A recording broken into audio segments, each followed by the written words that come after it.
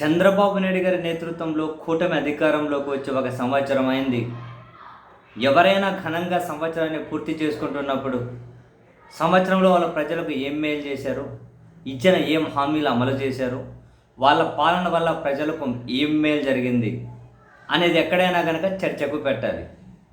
కానీ ఈ ప్రభుత్వం ప్రజా ప్రయోజనాల కోణంలో చేసింది రవ్వంతా కూడా కనిపించడం లేదు. కాబట్టి ఎంతసేపు ఉన్న విపక్ష వైసీపీని, దాని అధినేతను, ఆ పార్టీని, వాళ్ళ మీడియాను, వాళ్ళ పత్రికను ఎంతసేపున ఎలా తొక్కాలి, ఎలా బెదిరించాలి, ఎలా కేసులు పెట్టాలి, ఎలా అరెస్టులు చేయాలి, మొత్తం దీని ఎగ్జిక్యూషనే సంవత్సరం రోజుల నుంచి చేసుకుంటూ వస్తూ ఉన్నారు. కాబట్టి ఈ సంవత్సరం పూర్తి అయిన సందర్భంగా దాన్ని పతాక స్థాయికి తీసుకొని వచ్చేసి ఏకంగా ఒక టీవీ ఛానల్లో ఎడిటర్గా ఉన్న, యాంకర్గా ఉన్న సీనియర్ 70 సంవత్సరాల జర్నలిస్టును అరెస్ట్ చేసి ఒక ప్రధాన మీడియా కార్యాలయాల మీద రాష్ట్ర వ్యాప్తంగా కనుక ఆర్గనైజ్డ్గా దాడులకు పాల్పడి ఏదో ఒక భయానక వాతావరణాన్ని సృష్టించే ప్రయత్నం చేస్తూ ఉన్నారు. సంవత్సరం రోజుల నుంచి జరుగుతున్నదని ఒక పతాక స్థాయికి తీసుకొచ్చారు సంవత్సరం పూర్తి అయిన సందర్భంగా. దీనివల్ల నిజంగానే చంద్రబాబు నాయుడు గారికి కానీ, వాళ్ళ పార్టీకి కానీ, వాళ్ళ ప్రభుత్వానికి మంచి జరుగుతుందో, ఏ ఆస్పెక్ట్లో చూసినా కూడా మంచి జరుగుతుందో, బహుశా వాళ్ళను పిచ్చిగా అభిమానించే అతివాదులు ఎవరైతే ఉంటారో ఆ అతివాదుల అసంతృప్తి ఏదైనా ఉంటే అది పోయేసి అతివాదులు ఏమైనా కనుక ఏకమవుతారేమో. ఆ అతివాదులు ఏకమై వీళ్ళ పార్టీ మీద పిచ్చిగా అభిమానాన్ని పెంచుకోవాలి. ఎంతమంది అతివాదులు ఉంటారు అని అంతకుమించి వీళ్ళ చర్యలు ఎవరిని సాటిస్ఫై చేస్తాయి వీళ్ళ చర్యలు? వీళ్ళు ఏమైనా కనుక సాక్షి పత్రిక మీదో, టీవీ ఛానల్ మీదనో దాడి చేస్తే వీళ్ళని వ్యతిరేకించే మీడియా లేకపోతే వీళ్ళు ఏం చెప్పినా చెప్పిందే జరగడానికి ఇదేమైనా 95 కాదు కదా. సోషల్ మీడియా ఉంది, ప్రతి ఒక్కరూ ఒక మీడియానే. ఇప్పుడు ప్రతి ఒక్కరూ ఒక మీడియానే. జనాలకు ఏం జరుగుతుంది అన్నది వాళ్ళు తెలుసుకునే ప్రయత్నం చేయలేరా? సో పోనీ వీళ్ళు దాడులు, దౌర్జన్యాలతో సాక్షిని ఏమైనా క్లోజ్ చేయించగలుగుతారా? క్లోజ్ చేయించినా అది వీళ్ళకి ఏమైనా కనుక మంచి జరుగుతుందా? ఒకవేళ ఈరోజు సాక్షి మీద జరిగిన దాడి మనం ఇంతకుముందే మాట్లాడుకున్న ఒక పెట్టుబడి తిరిగి మళ్ళీ అది వడ్డీతో సహా తిరిగి రాబోయారు. ఏమంటారు, తీసుకునే వాళ్ళు తీసుకోవాల్సి ఉంటుంది కదా. ఈరోజు కాకుండా ఎప్పుడైనా కనుక లాకింగ్ పీరియడ్ ఈ 4 సంవత్సరాలు కావచ్చు, లేకపోతే లాకింగ్ పీరియడ్ ఇంకో టర్మ్ ఎక్స్ట్రా ఉండొచ్చు, చెప్పలేం కదా. మరి ఎప్పటికైతే ఆ పెట్టుబడి అయితే రిటర్న్ రావాల్సిందే కదా. సాక్షి మీదనో ఇంకోరి మీద దాడులు చేశారు, అది పెట్టుబడి, అది మళ్ళీ తిరిగి రావాల్సిందే కదా. ఒక ఎడిటర్ను, యాంకర్ను అరెస్ట్ చేశారు, పెట్టుబడి తిరిగి మరింత రావాల్సిందే కదా.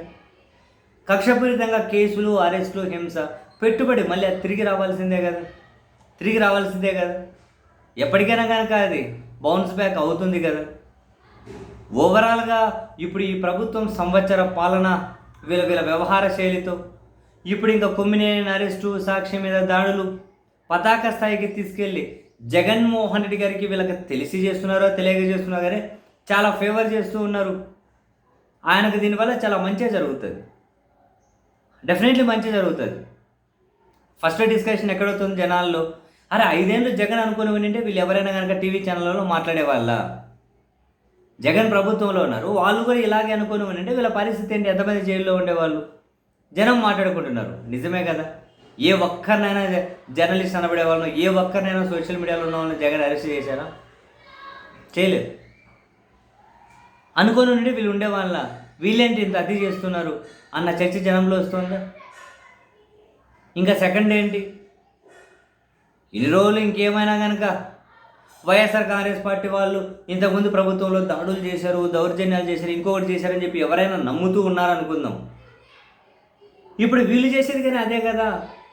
మరి వీళ్ళతో పోలిస్తే జగనే మేలేమో అని చెప్పి అభిప్రాయానికి అయితే జనం వస్తున్నారు కదా. ఇప్పుడు వీళ్ళు చేసేది ఏంటి?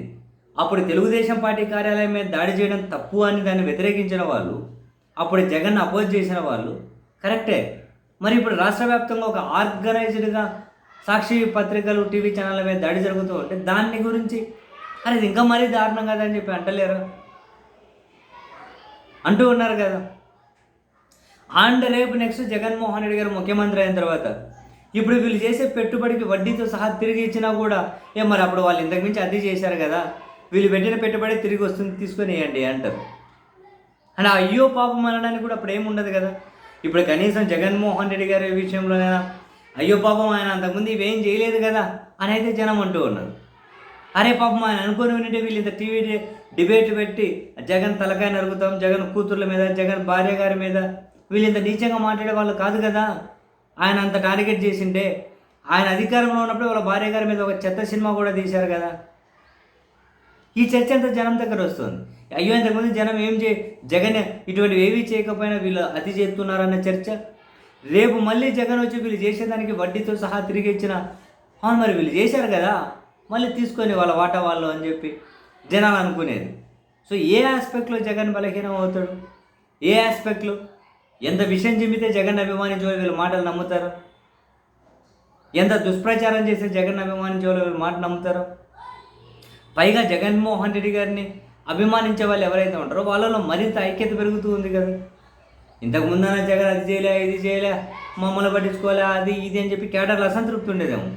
ఆ అసంతృప్తి సంవత్సరం తిరగకముందు ఎక్కడికి ఎగిరిపోయింది.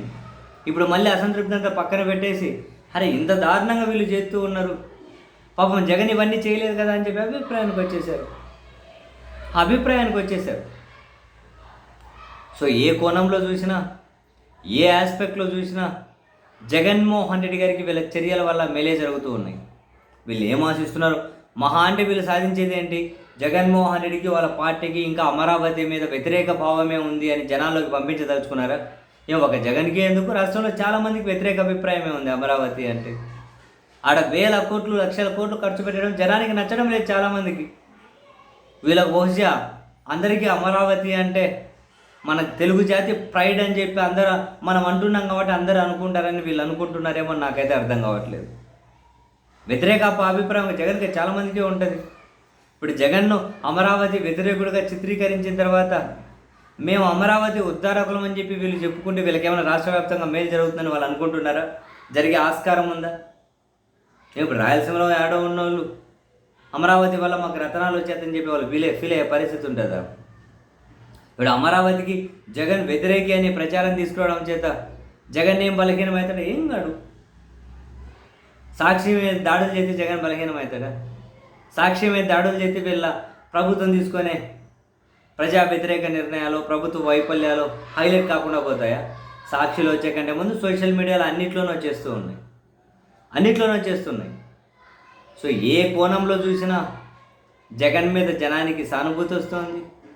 అరే జగనే మేలు కదా వీళ్ళతో పోల్చుకుంటే అని ఒక కంపారిజన్ తీసుకొని వస్తూ ఉన్నారు. ఒకవేళ వీళ్ళు చెప్పే దౌర్జన్యాలు, దాడులు జగన్ చేశాడని చెప్తే నమ్మినాం. మరి ఒకవేళ ఆయన ఇవన్నీ చేశాడు, అవి చేయకూడదని వీళ్ళు చెప్పేటట్లయితే మరి ఇన్ని రోజులు వీళ్ళు చేస్తున్నది ఏంటి? సంవత్సరం నుంచి చెప్పేది ఒకటి, చేసేది ఒకట. సో ఈ అభిప్రాయాన్ని జనాల్లో చర్చ జరుగుతూ ఉన్నాయి. జగన్ మీద చాలా పాజిటివ్ చర్చ జరుగుతుంది. మరి చంద్రబాబు నాయుడు గారి సర్కారు అవలంబిస్తున్న ఈ విధానాలు, జగన్ సాక్షి టార్గెట్గా వీళ్ళు తీసుకున్న నిర్ణయాలు వీళ్ళను మరింత లోతుల్లోకి తీసుకెళ్ళిపోతాయి. వీళ్ళకు మరింత నష్టం జరుగుతాయి. అయినా కూడా మాకు కొన్ని రోజులైనా పర్వాలే, మానసిక ఆనందాన్ని పొందుతామంటారా? దాన్ని ఎవరూ అడ్డుకోకూడదు. ఎవరి ఆనందం వాళ్ళది పొందాలి అంతే.